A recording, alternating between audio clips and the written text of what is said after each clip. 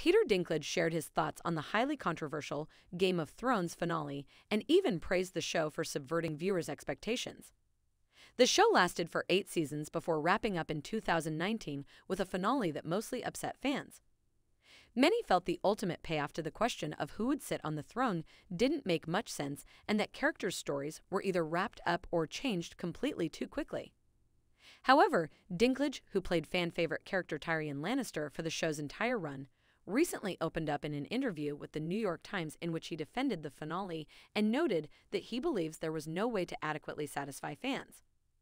They wanted the pretty white people to ride off into the sunset together. By the way, it's fiction. There's dragons in it.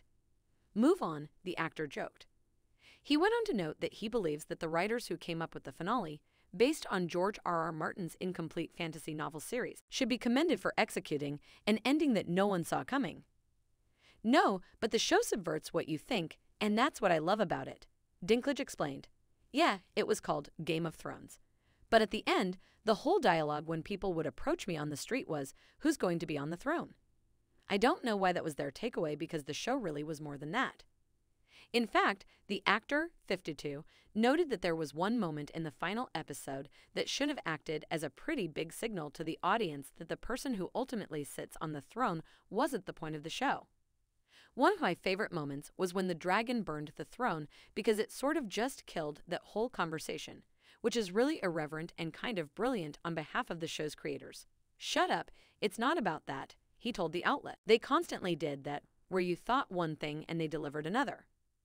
Everybody had their own stories going on while watching that show, but nobody's was as good as what the show delivered, I think. Dinklage noted that he believes the backlash was inevitable for a cultural phenomenon like Game of Thrones ending. He said that people didn't know what to do with their Sunday nights without the show to plan around, and that the reaction to the finale was largely a result of that. He even defended some of the more specific plot points in the episode, such as a main character's abrupt turn toward villainy.